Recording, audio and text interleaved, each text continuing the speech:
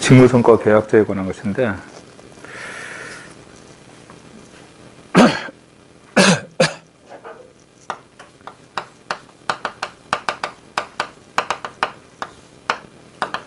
조직의 미션하고 비전은 장 차관이 결정하는 거야. 미션, 비전은. 그죠? 그럼 이걸 근거로 중장기적인 목표 수립이 이루어지는데, 그 중장기적인 목표를 전략 목표라고 표현합니다. 전략 목표. 그 다음에 이 전략 목표를 근거로 해서 매년 달성해야 될 목표를 또 결정을 합니다. 그게 성과 목표에 관한 거예요. 성과 목표. 그러면 장 차관하고 실국장 간의 성과 계약을 체결하겠지? 장 차관하고 실국장 간의 전략 목표를 근거로 해서. 오케이? 그 다음에 실국장하고 과장 간의 또 성과 계약을 체결합니다. 성과 목표를 근거로 해서. 그래서 여기서 각각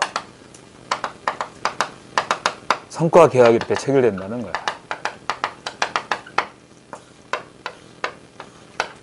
성과 계약이. 그러면 이 성과 계약된 내용을 토대로 해가지고 12월 31일 날 성과 평가가 이루어지죠?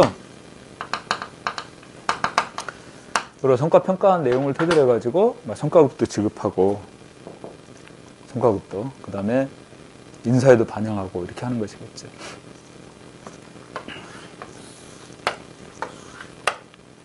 이게 직무성과 계약에 관한 겁니다. 하향식입니까? 상향식입니까? 하향식이에요. 직무성과 계약, 하향식입니다.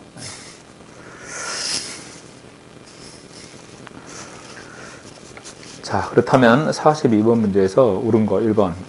직무성과 계약제는 상하급자 간의 합의를 통해서 목표를 설정하고, 성과 계약의 내용이 구체적이며 상향식으로 체결된다는 점에서 목표 관리제와 유사하다. 이렇게 얘기했는데, 여러분들 상하급자 간의 합의를 통해 목표를 설정한다는 표현은 맞는 표현이에요. 이것은 그리고 이렇게 목표가 한번 이렇게 딱 설정이 되면 이게 뭐 변동이 그런 게 아니에요. 예를 들어서 여러분들 작년 같은 상황을 한번 이해를 해봐. 1년 내내 코로나 바이러스 상황이었죠? 그러니 목표를 설정했지만 이 목표를 제대로 달성할 수가 없는 거 아니야. 이런 경우는 중간 점검을 해요. 중간 점검을 해서 목표 수정도 할 수 있어요. 이런 경우 있어요. 각각. 중간 점검을 통해서. 그래서 합의를 통해서 목표를 설정한다는 표현은 맞는데, 상향식으로 체결되는 것이 아니라 하향식입니다. 오케이? 여기서 하향식이에요. 2번, 직무성과 계약제는 실국장 등과 5급 이하 공무원 간의 공적인 성과 계약을 체결한다. 지금 여러분들 이렇게 이루어지는데, 여러분들 성과 계약 등 평가에 관한 것은 4급 이상이라고 그랬잖아. 그치? 4급 이상이야. 이건 5급 공무원까지는 근무성적 평정이 이루어지잖아요. 3번, 직무성과 계약제는 주로 개인의 성과평가 제도로서 조직 전반의 성과관리를 중심으로 하는 균형 성과 지표와는 구분된다. 맞죠? 여기서는 지금 실국장, 과장 이렇게 개개인들을 중심으로 해서 성과계약을 체결하지만 BSC에 관한 것은 균형적인 측면의 성과 측정입니다. 균형적인 측면의 성과 측정이기 때문에 조직 전반에 대한 성과를 측정한다. 이렇게 표현할 수 있는 거죠? 조직 전반에 대한 성과 측정. 이렇게 표현할 수 있는 부분입니다. 여기서. BSC에 관한 것은. 4번, 직무성과 계약제는 산출이나 성과보다는 투입 부문의 통제에 초점을 두고 있다. 여러분들, 성과 계약을 체결하는 것은 전부 다 성과를 얼마나 나타냈는가, 요거에 관한 것이니까 투입보다는 결과에 관한 것이겠죠. 투입보다는 결과에 관한 내용이에요. 여기서.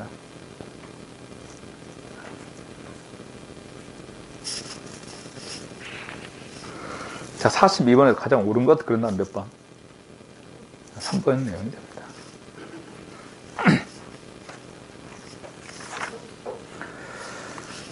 자, 43번 보면 근무평가 과정에서 나타날 수 있는 오류 유형에 대한 설명에서 옳지 않은 것은 1번, 집중화 경향은 평가자가 모든 피평가자에게 대부분 중간 수준의 점수를 주는 심리적 경향을 나타내고 있다. 집중화. 한쪽으로 몰린다는 거죠. 2번, 관대화는 평가 결과의 분포가 우수한 쪽으로 집중되는 경향을 관대화라고 한다. 그 반대는 엄격화입니다. 관대화의 반대는 짜게 평가한다. 그 말이죠. 짜게 평가한다는 거야. 반대는. 3번, 총계적 우려는 어떤 평가자가 다른 평가자보다 언제나 좋은 점수나 또는 나쁜 점수를 주는 걸 말한다.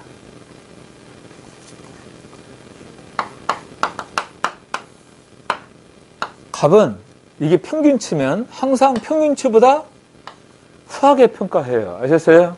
갑은 을은 평균보다 짜게 평가하고 이건 규칙성을 띠는 거잖아. 규칙적 우려가 나와요. 총계적 우려가 아니라 규칙적 우려야. 병은 어떤 때는 후하게 평가했다가 어떤 때는 짜게 평가했다가 어떤 때는 또 후하게 평가했다가 왔다 갔다 한다는 거죠. 이게 총계적 평가예요. 아니, 총계적 우려가 하는 거야. 요는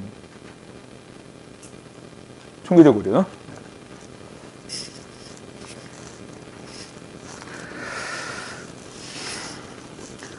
4번, 시간적 우려는 근무평가 대상 기간 초기 업적에 영향을 크게 받는 첫머리 효과하고 최근 실적을 중심으로 평가하는 막바지 효과가 나타난다. 그러니까 첫머리 효과란 첫인상의 평가에 영향을 준다. 그거 아니겠어요? 첫인상. 막바지 효과는 마지막. 예를 들어 성과계약 평가 언제 합니까? 12월 30일 날 한단 말이야. 그러면 이제 12월 달 그때 이제 굉장히 열심히 했다는 거죠. 평가 시점에 막바지에. 그럼 이제 후하게 평가할 수 있다는 거지. 이건 막바지 효과라고 표현하는 겁니다.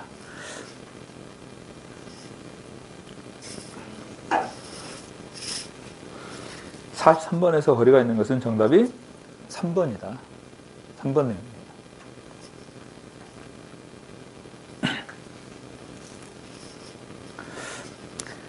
44번 헤일로 이펙트, 헤일로 효과, 연수 효과라고 표현하는 거지. 연수 효과에 관한 거지. 이것은 헤일로 효과에 관한 설명에서 그런 거. 이거 어디서 나타난다고 그랬습니까? 아까 도표식 평정에서 나타나는 문제점이지. 헤일로 효과 1번. 특정 평정 요소의 평정 결과가 다른 평정 요소에 영향을 미치거나 비평정자의 전반적인 인상에 평정에 영향을 미치는 착오를 말하고 있다. 그 도표식 평정에 보면 평가해야 될 요소들이 쭉 나열되어 있잖아요. 앞에 평가 결과 연쇄적으로 그 다음에 평정 요소에 영향을 준다. 이게 연수 효과잖아. 그러니까 특정의 평정 요소의 평정의 결과가 다른 평정 요소에 영향을 미치거나 비평정자의 전반적인 인상이 평정에 영향을 미치는 착오, 헤일로 이펙트 맞잖아요.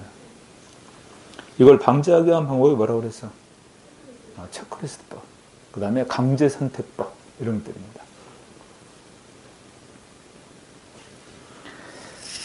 2번, 근무성적 평정에서 최근의 실적 사건이 평정에 영향을 주는 근접 오류를 말한다.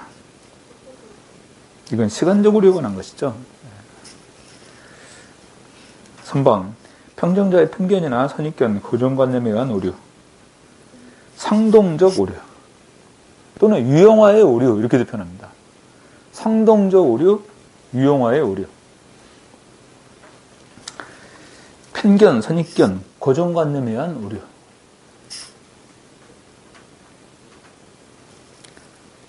4번, 근무성적 평정에서 평정자가 무난하게 중간 점수를 주려는 경향. 집중화의 오류죠. 그죠? 집중화의 오류.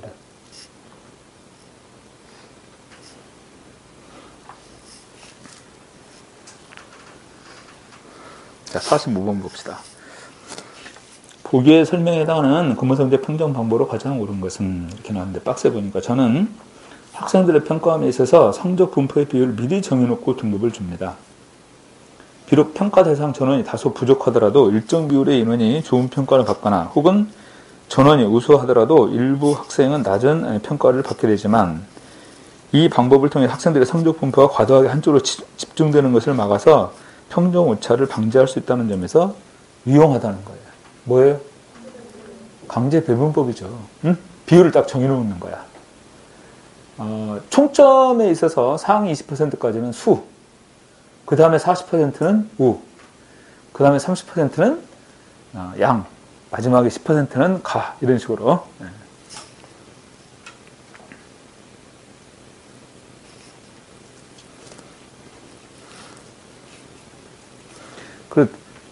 그 학생들 그 성적 평가해가지고 최종 그 A 플러스 A, 그 다음에 B 플러스 B 이런 식으로 이제 평가가 들어가잖아요. 최종적으로. 근데 프로그램에 보면요. 프로그램에 예를 들어서 A는 전체 프로그램의 20% 그러면 더 주고 싶어도 안 들어가요. 그게. 입력이 안 되는 거야. 다 끝났습니다. A 평가는. 이렇게 나와요. 그 다음에 이제 B 평가를 또 쭉 하다 보면 또 더 그 밑에 있는 학생도 주고 싶은데 안 돼. B 평정 요소의 그 고성 비율은 다 이제 끝나버렸으니까 이렇게 해가지고 이렇게 강제적으로 이렇게 비율을 딱 정해가지고 A, B, C, D 이런 것들이 쭉 정해집니다. 강제 배분법이죠, 이것도. 그죠? 자, 46번. 평정상의 착오에 대한 설명에서 옳은 것은 이렇게 나와 있는데 1번 연쇄적인 착오란 모호한 상황에 관해서 부분적인 정보만을 받아들여서 판단을 내리게 되는 데서 범하는 착오. 이걸 뭐라고 하냐면 선택적 지각의 착오 이렇게 표현합니다. 선택적 지각의 착오. 부분적인 정보만을 받아들여 판단을 내리게 되는 데서 범하는 착오. 오케이? 그러니까 이건 그런 표현이죠. 부분을 보고 전체를 판단하는 오류 이런 표현이 됩니다. 부분적인 정보를 받아들여서 판단을 내리게 되는 데서 범하는 착오. 선택적 지각의 착오. 그러니까 장님 코끼리 만지기식이죠. 이런 경우에서는. 두 번째, 일관적 착오란 평정자의 평정 기준이 다른 평정자보다 높거나 낮아서 다른 평정자들보다 항상 박한 점수를 주거나 후한 점수를 줄 때 발생하는 착오. 뭐예요? 이걸 말하잖아, 이거. 어? 이걸 얘기하는 거야. 지금 여기 표현했던 규칙적 오류. 다시 말해서 일관된 착오입니다. 아셨어요? 갑은 항상 후하게, 을은 항상 짜게, 일관성이 있잖아요. 규칙적 착오라고 표현하는 거야.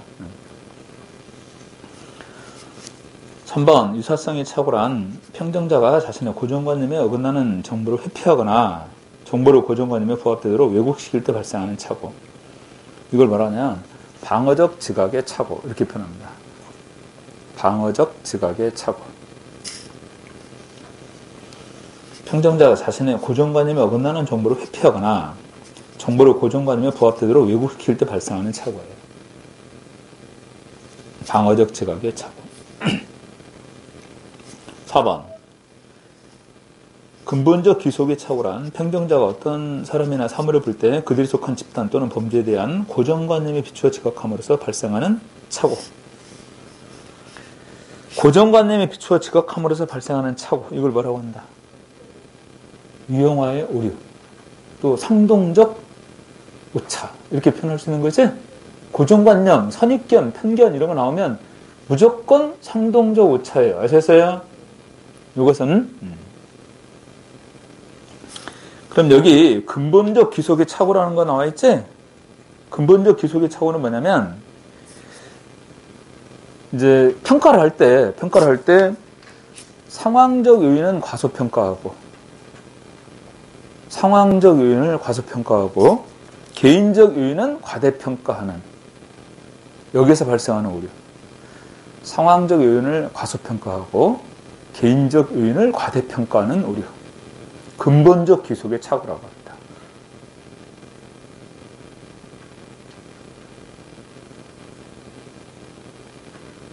상황적 요인을 과소평가하고 개인적 요인을 과대평가하는 데서 나타날 수 있는 오류. 자, 이런 거 보세요. 2020년도에 영업 실적들이 다 형편이 없어.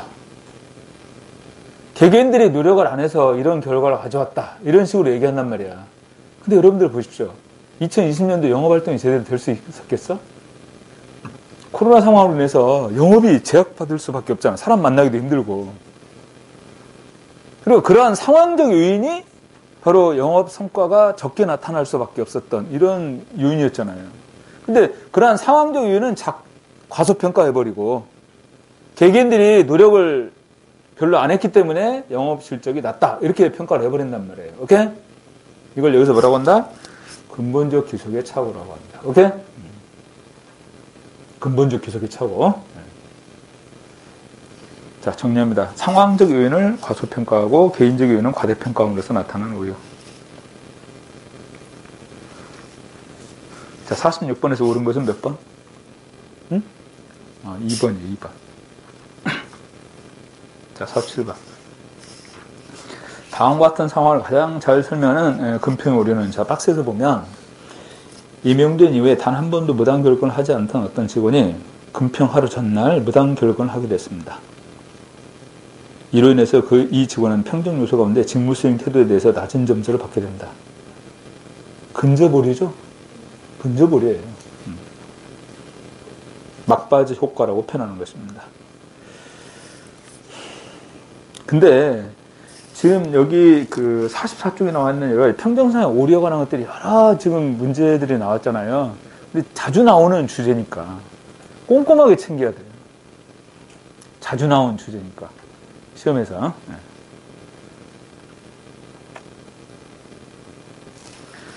자, 48번 봅시다. 배치 전환에 대한 설명에서 가장 옳지 않은 거. 아까 배치 전환은 뭐 있다고 그랬어? 배치 전환. 전직 전보. 가장 대표적인 겁니다. 전직 전보. 또 파견, 이런 것도 배치 전환이에요. 그러니까 배치 전환이라는 것은 여기서 수평이동을 의미하는 것이죠. 배치 전환은 수평이동을 의미하고 있다. 전직 전보하고 아까 전입 전출에 관한 것도 비교했었습니다. 전입 전출에 관한 거. 관할 기관이 다른 곳으로 수평이동이 이루어지는 걸 전입 전출이라고 그랬어요. 그죠? 자, 배치 전환의 설명에서 가장 옳지 않은 1번. 능력의 정체와 퇴행 현상을 방지할 수 있다. 두 번째, 직무의 부적응을 해소하고 조직 구성원에게 재적응의 기회를 부여할 수 있다. 부적응을 해소하고 조직 구성원에 재적응의 기회를 부여한다. 3번. 행정의 전문성과 능률성을 증진시킨다. 여러분들 이렇게 왔다 갔다 한다는 얘기는 전문성이 오히려 저해되는 거죠. 왔다 갔다 한다는 것은. 응? 4번. 정당한 징계 절차에 의하지 않고 일종의 징계 수단으로 활용될 가능성이 존재한다. 무슨 말이냐면 서울에 근무하고 있는 직원을 갑자기 저 제주도 또는 울릉도 이런 데 발령을 낸단 말이에요. 그만두라는 거 아니겠어요? 그거 어떻게 적응하겠습니까?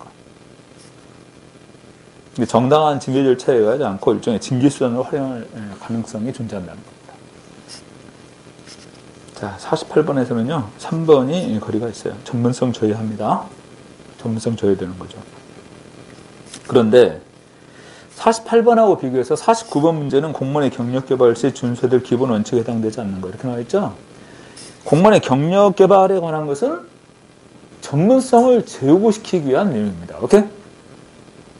공무원의 전문성을 제고시키고자 하는 것이 공무원의 경력 개발에 관한 것이에요. 그럼 여기 공무원 경력 개발 시 준수해야 될 기본 원칙에 해당하지 않는 거 1번 적재적소의 원칙. 자, 여기는 지금 빠져 있는데, 지금 보면 적재적소의 원칙 외에 이제 쭉 내용이 나와 있지만, 이것 말고도 승진 경로의 원칙이 있어요. 승진 경로.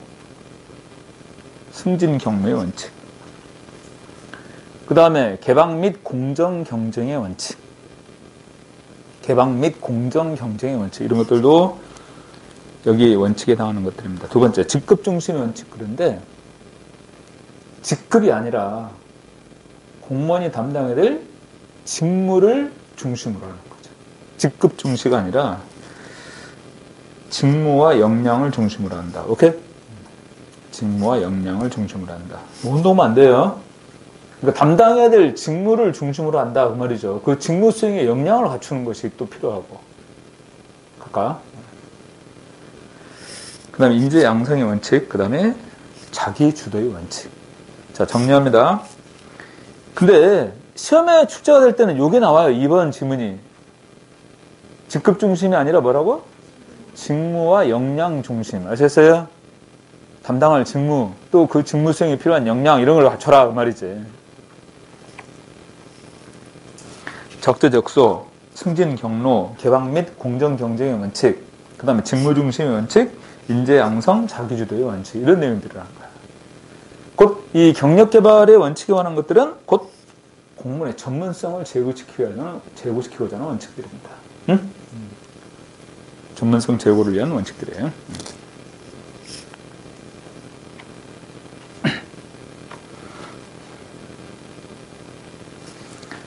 49번의 정답은 2번입니다. 50번. 자, 50번 문제보다는 51번 문제를 풀고 그 다음 50번 문제를 풉시다. 51번. 탄력근무제에 해당하지 않는 거 이렇게 나왔지? 탄력근무제.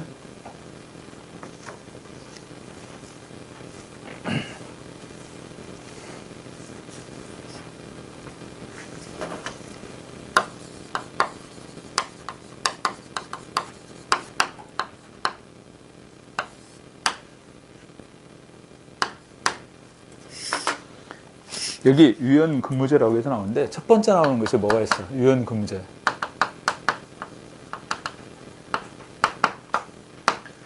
첫 번째 나오는 것은 시간 선택제입니다.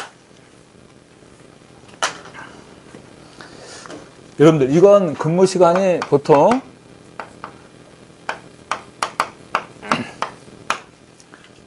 이 시간 내에서 근무하는 거죠. 15시간에서 35시간 이 안에서. 근데요, 정상 근무가 아니잖아요. 그래서 비정형화된 업무를 수행할 때 주로 시간 선택제 근무에 이러죠. 오케이? 비정형화된 업무 수행 시.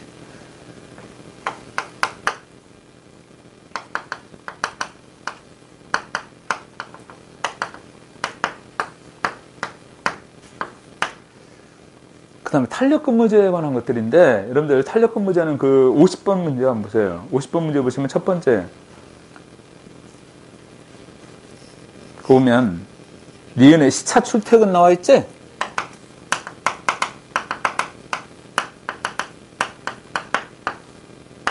시차 출퇴근은 하루 근무 시간이 몇 시간이에요? 8시간씩 근무해요. 아셨어요?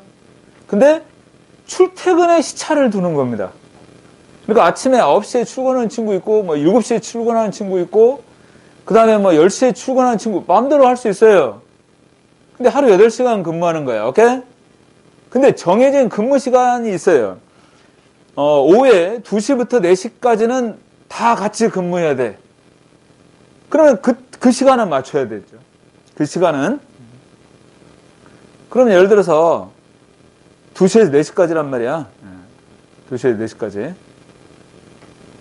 그러면 이렇게 하면 되겠다.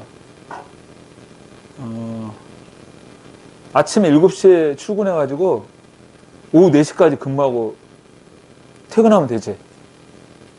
그럼 될 거 아니야? 아무튼 시차 출퇴근은 하루 8시간 근무지만 출퇴근 시간을 조정할 수 있는 것을 말합니다. 근데 아까 얘기했듯이 모든 직원들이 팀에서 모든 직원들이 같은 시간대에 근무해야 될 시간을 딱 정해놓으면 그 시간은 같이 근무를 해야 돼요, 전체. 그래야 회의도 하고 하죠. 이게 시차 출퇴근 이렇게 표현할 수 있는 부분입니다. 그 다음에 두 번째는 리을에 보면 재량 근무 나와 있죠?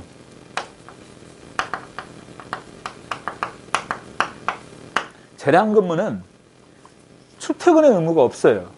출퇴근 의무 없이 프로젝트를 수행하는 것으로 가름하는 겁니다. 오케이? 프로젝트 수행으로 주 40시간 근무를 인정해 주는 거야. 이게 재량 근무에 관한 겁니다. 응? 재량 근무. 그 다음에 근무 시간 선택제.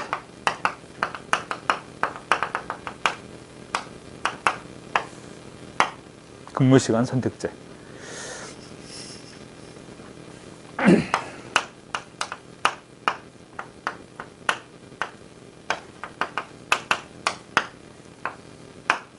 여러분들 근무 시간 선택제도 주 5일 근무를 해야 됩니다. 아셨어요?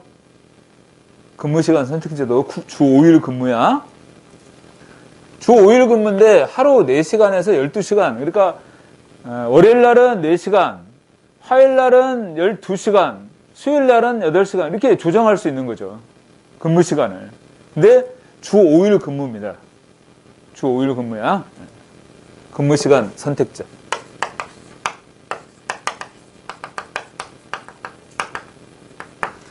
그런데 집약근무제는 주 5일 근무가 아니죠. 이렇게 근무할 수 있어요.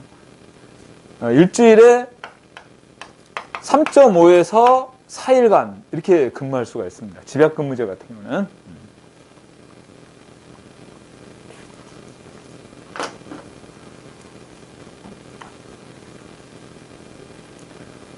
자, 월요일 날은 8시간 근무하고, 한 10시간 근무하고, 화요일 날은 12시간, 수요일 날 12시간, 이런 식으로 근무하는 거예요. 그 다음에, 그러면, 목요일 날은 몇 시간 근무해야 돼?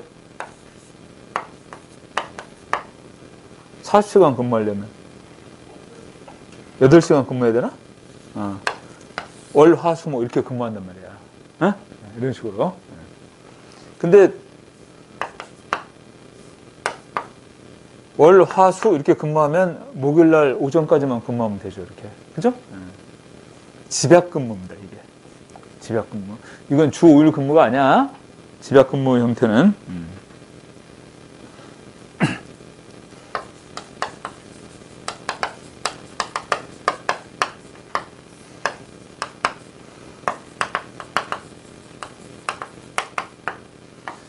원격 근무 같은 경우는 재택 근무 같은 게 대표적인 원격 근무라고 표현할 수 있는 거죠. 그렇죠? 그럼 여기서 탄력 근무제에 해당하지 않는 거 뭐야? 재택 근무는 원격 근무에 관한 거예요. 여기서 시차 출퇴근형, 재량 근무형, 근무시간 선택형 이렇게.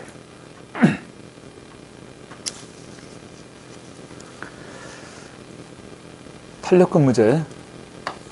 자, 기억해 두셔야 됩니다.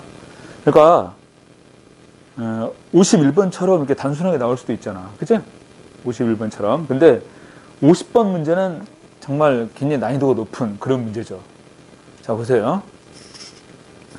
공무원 A는 주 5일 대중교통으로 출퇴근을 하고 있습니다. 코로나19 사태로 인해서 재택근무를 하고 싶지만 그가 맡은 업무는 정형적이면서도 보안을 유지해야 되는 특성이 있어서 집에서 일할 수 없고 반드시 주 5일 출근해야 돼요. 대중교통 이용 시 사람들과의 접촉을 최소화하기 위해서 A가 택할 수 있는 가장 적합한 탄력근무 방식으로 묶인 겁니다. 자, 기억은 해당이 되지 않죠? 아까 내가 시간 선택제 근무라는 것은 주로 비정형적 업무 수행에 있어 시간 선택제라고 그랬지?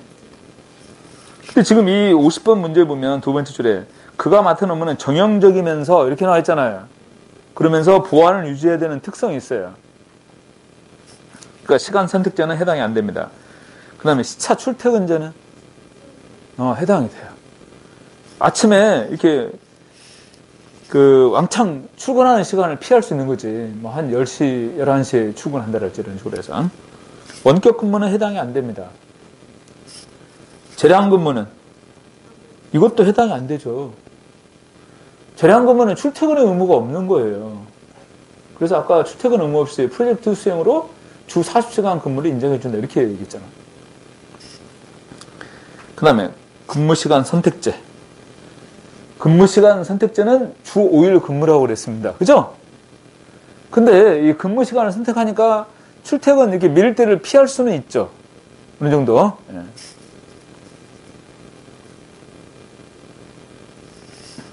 자, 여기에서 A가 택할 수 있는 가장 적합한 탄력 근무 방식은 뭐야? 니은하고 미음 두 가지가 됩니다. 여기서.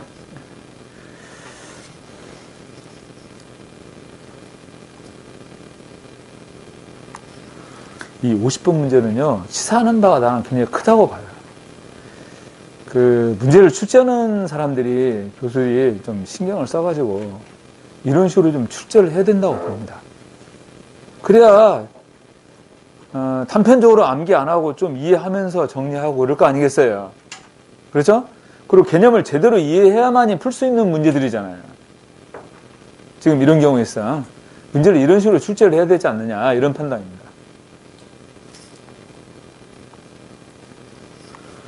자, 그 다음 52번 본다. 자, 50번은 정답 몇 번 그러면? 3번이 정답이 돼요. 50번에서. 자, 52번. 공무원 보수제도 가운데서 연봉제에 대한 설명에서 옳지 않은 것입니다. 1번. 직무성과급적 연봉제는 고유공무원 소속 공무원에게 적용된다. 여러분들 이 직무성과급적 연봉제는요, 기본 연봉 플러스 성과연봉입니다. 기본 연봉 플러스 성과연봉이야.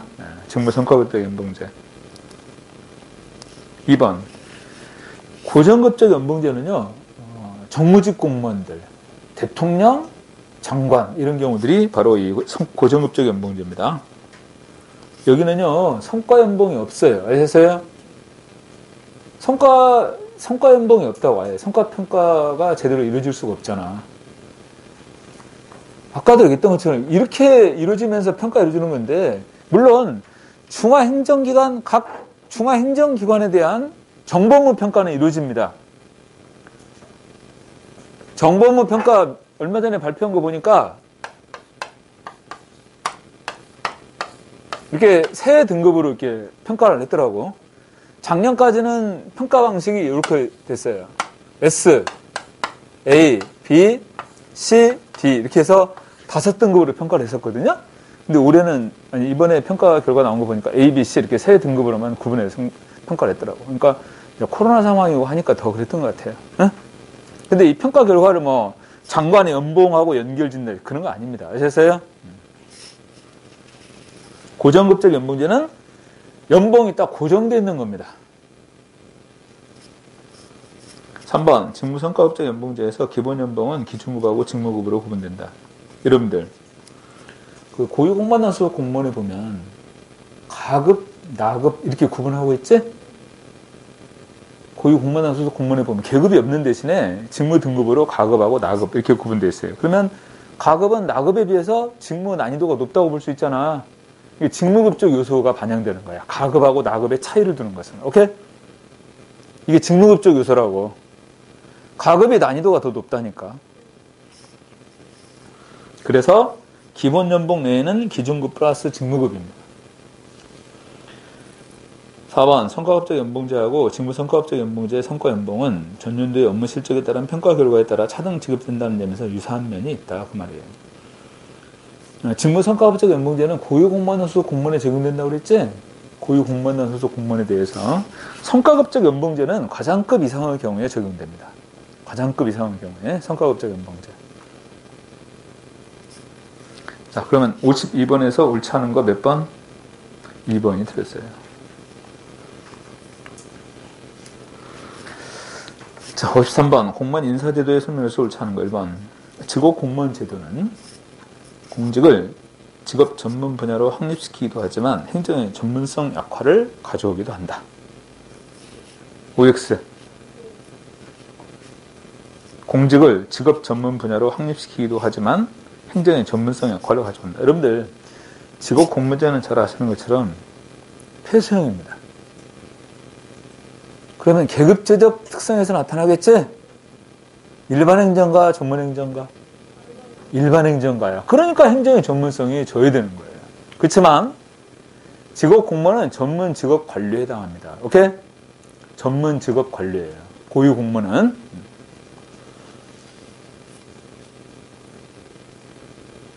1번은 맞는 표현이죠. 2번 역관주의 하에서는 행정의 민주성과 관리적 대응성의 향상은 물론이고 정책 수행 과정의 효율성 제고도 기대할 수 있다. 그러면 여권주에서는 행정의 민주성을 제고시키죠. 또 대응성도 향상시킬 수가 있어요. 국민 요구에 부응하잖아.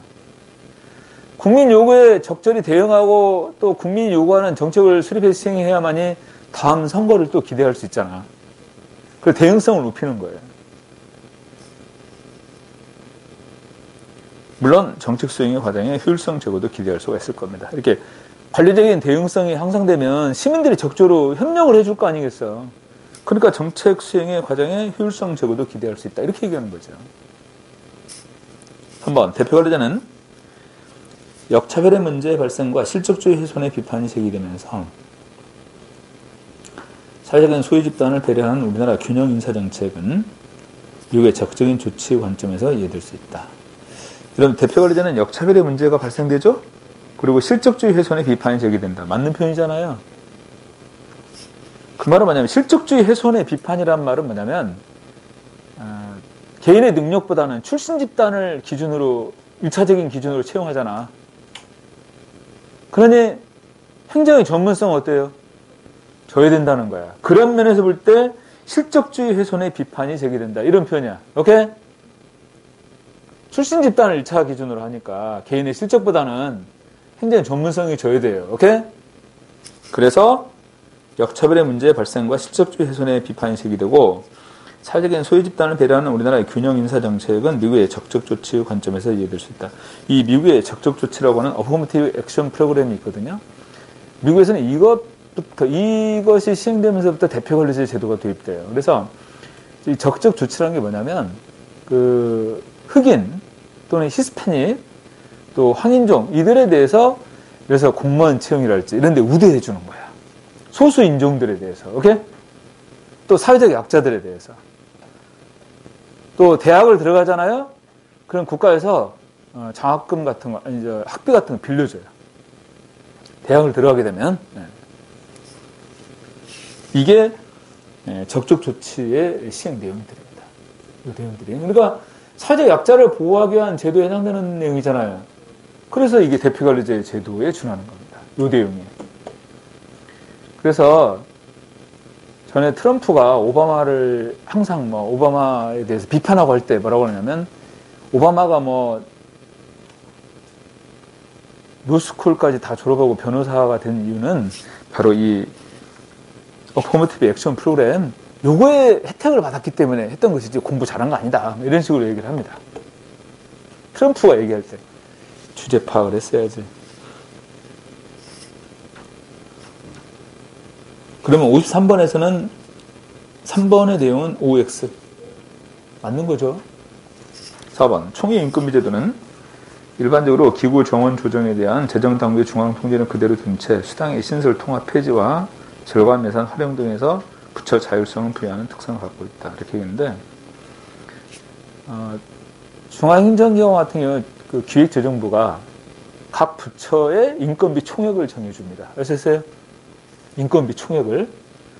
그러면 그 범위 내에서 재량권을 가지고 각 직급별 인력, 각 직급별 또 예를 들어서 정원 이런 것들을 재량권을 가지고 운영할 수 있도록 하는 거예요. 인건비 총액 범위 내에서. 오케이? 총액 인건비 제도. 지방자치단체는 뭐라고 하냐면 기존 인건비 제도라고 표현합니다. 지방자치단체는 기존 인건비 제도. 기존 인건비 제도.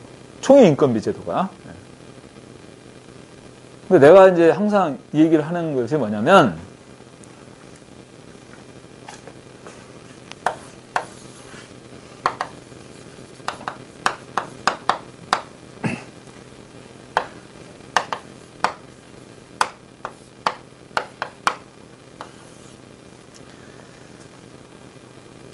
작년에 1960년 출생한 분들이 퇴직했어요. 근데 1959년, 60년, 61년 이 출생한 분들이 베이비붐 세대라고 해서 그 연령대에서 굉장히 많은 수를 차지하고 있어요. 근데 작년에 1960년 출생한 분들이 퇴직했습니다. 그러니 인건비가 많이 줄어들었을 거 아니야.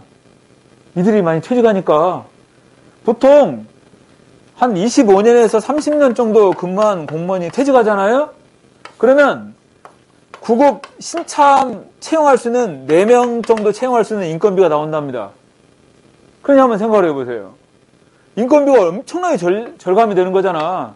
퇴직해버리니까. 그러니까 신규 채용 여력이 그만큼 큰 거예요. 신규 채용 여력이. 인건비가 이렇게 퇴직을 이렇게 함으로써. 그래서 지금 최근에 보면 여러분들 아시다시피 몇 년 동안 계속 채용 규모가 확대되고 있잖아요.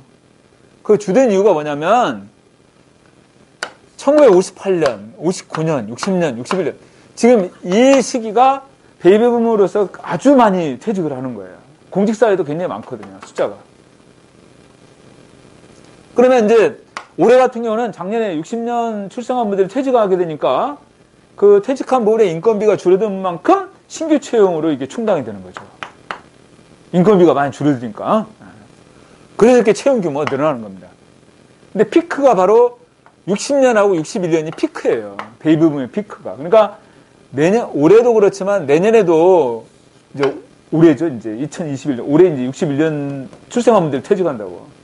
그럼 내년에도 또한 채용 규모가 또 늘어나겠지? 그럴 거 아니겠어. 근데 자치단체들이 채용 규모를 늘리겠다. 그런데 행정안전부가 통제를 해. 아니다. 채용 규모 확대시키지 말고 인건비 절약해서 다른 데 충당해 써라. 이런 식으로 하면 채용을 늘리고 싶어도 못 하거든요. 제약을 받으니까. 근데 여러분들 아시다시피 지금 현재 코로나 상황으로 인해서 지금 대학 졸업한 친구들도 취업하기도 힘들고 고용 창출이 굉장히 심각한 상황이잖아. 그러니까 중앙정부에서 행정안전부에서 볼 때 자치단체들 채용 규모 늘리겠다는데 전혀 반대 안 하죠. 전날 문재인 정부에서 계속 공무원 채용 확대시켰잖아요. 그러니까 지금 문재인 정부가 내년까지거든요. 그러니까 어차피 내년까지는 채용 규모가 늘어날 거란 얘기입니다. 어? 우리들 지금 늘어났잖아요. 내년에도 마찬가지일 거라. 근데 앞으로 이런 기회는 없어요. 아셨어요? 그렇지 않겠어요? 저 이유로 인해서, 베이비붐 세대라는 저 이유로 인해서 인력이 많이 이제 줄어들게 되니까 그것으로 인해서 인건비가 여유가 있어서 채용이 늘어나는 건데. 그리고 중앙정부 차원에서도 채용을 많이 확대해라. 이렇게 유도하고 있는데. 앞으로는 이런 일이 없을 거예요. 앞으로는. 그런 면에서 볼 때 지금은 정말 절호의 찬스예요. 내가 볼 때는. 공무원이 될 수 있는. 지금 여러분도 아시다시피 계속 지금 경쟁률 내려가고 있잖아. 그렇잖아요. 그리고 내가 얘기했었죠. 전에 기본이론 강의 들었던 학생들 아시겠지만 지금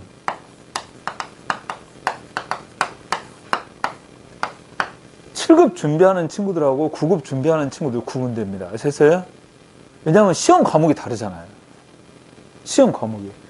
지금 이제 올해부터는 7급 국가직이나 지방직까지도 다 적용되는데 여러분 7급은 지금 피셋 아시죠? 이거 도입했어요. 7급은. 그리고 영어하고 국사를 전부 다 검정시험으로 대체했죠. 뭐 토익이랄지 한국사 검정시험 이걸로 대체했어요. 그리고 이제 직렬별로 이제 일반 행정 직렬 그러면 행정법, 행정학, 그 다음에 헌법, 경제학, 그 다음에 지방자치론 이렇게 5과목 시험 보고 이제 지방직 같은 경우에 경제학이 아니다. 행정법이더라. 행정법, 행정학, 법. 그 다음에 4과목인가? 4과목인가 보네요. 이렇게 보고 지원을 하게 돼요. 이거같이. 근데 전에는 7급 준비하는 친구들이 국어, 영어, 국사하고 이 과목까지 해서 이렇게 해서 준비했었잖아. 그러니까 이렇게 공부하다가 9급 채용 공고 발표되잖아. 그러면 한번 시험 볼까 하고 와요. 그래 얘네들이 더 빡시게 공부를 했으니까 시험 보면 얘네들이 합격해버리는 거야. 그리고 얘네들 가서 근무하고 있으면서 또 7급 준비해요. 계속. 그럼 7급 합격하면 가버리는 거예요. 피해는 고스란히 9급 준비한 친구들에게 피해가 고스란히 남는 거지. 그런데 이제는 과목이 이렇게 바뀌어버리니까 이거 준비하다 이렇게 못 와요. 아셨어요? 그렇잖아. 7급은 7급대로, 9급은 9급대로 이렇게 구분돼 버리잖아. 나는 이게 가장 크다고 봐요. 9급 준비하는 친구들이 정말 유리해지는 거죠. 9급 준비하는 친구들. 그리고 또 하나는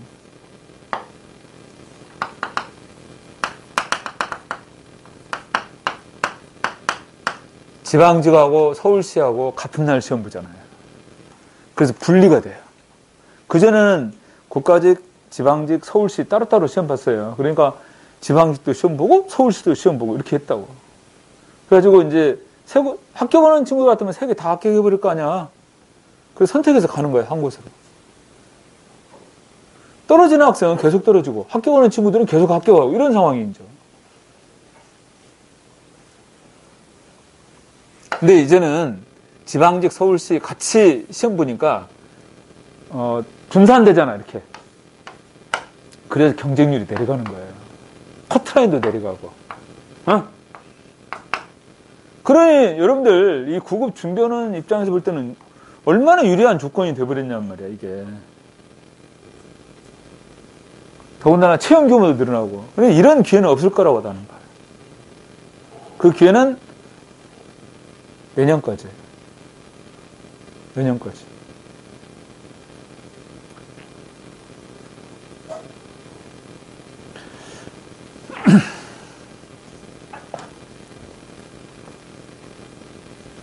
그러니까 빡세게 공부해서 지금 합격해야 돼. 그렇지 않으면 정말 이제 앞으로는 힘들어지잖아요. 이제 보세요. 문재인 정부 5년 동안 엄청나게 뽑았거든요. 다음 정권 넘어가면 공무원 이렇게 못 뽑아요, 이제는. 줄일 거라고, 갈수록. 왜냐하면 지금 많이 뽑아놨으니까.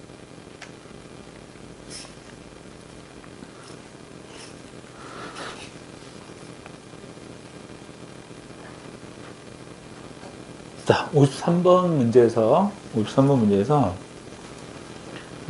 공무원 인사제도의 승률에서 옳지 않은 것은 정답 몇 번? 4번이에요. 재정당국의 중앙통제는 그대로 둔 채. 이건 틀린 표현이야. 그래서 재정당국이란 기획재정부를 얘기하죠. 기획재정부가 인건비 총액만을 결정해 준단 말이야. 오케이? 그러면 그 인건비 총액 범위 내에서 각 기관은 재량권을 가지고 인력을 운영하게 되는 것을 말합니다. 지방자치단체는 뭐라고 표현한다고? 기준인건비 제도라고 표현해요. 오케이?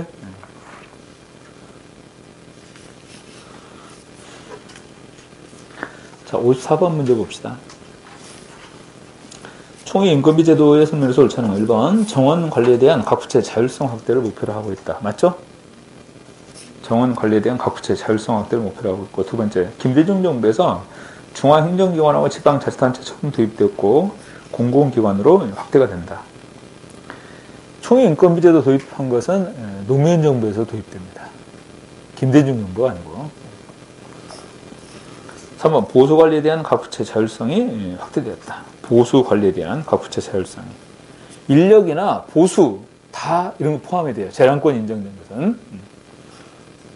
그러니까 여기서 말하는 보수관리라는 것은 뭐 성과급에 대한 지급 이런 것들을 얘기하는 것입니다. 오케이? 성과급 지급도 재량권이 인정되는 거예요. 재량권이. 그 다음 4번. 시행기관은 성과 중심의 수직 운영을 위해서 총회 인건비 제도를 활용할 수 있다. 성과 중심의 수직 운영을 위해서 총회 인건비 제도를 활용한다. 자, 맞는 얘기죠? 54번에서는 2번이 들었어요. 노무현 정부입니다. 그래서 여러분들은 잘 모르겠지만 이 노무현 정부가 추진했던 그런 그 개혁의 노력들이 굉장히 많아요. 고유 공무원단 제도도 이때 도입되죠? 그 다음에 이런 국가 재정에 대한 가장 근간이 되는 법으로 국가재정법 있었지? 국가재정법 새로 개정해서 전면적으로 개혁을 이뤘던 것도 이 노무현 정부였어요. 굉장히 한 일이 많았던 상황인데,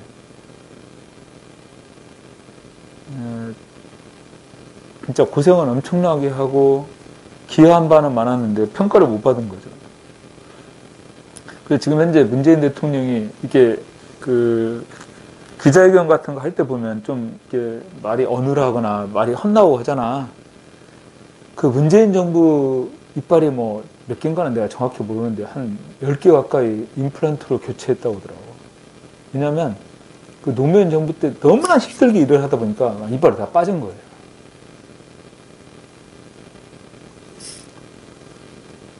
그때 이제 전면적으로 도입됐던 거죠. 이 노무현 정부 때 여러 가지 개혁 내용들이. 자, 54번에서 옳지 않은 것은 몇 번? 2번이 됩니다. 그러면 잠깐 쉬었다가 55번 여기로 들어갈 테니까.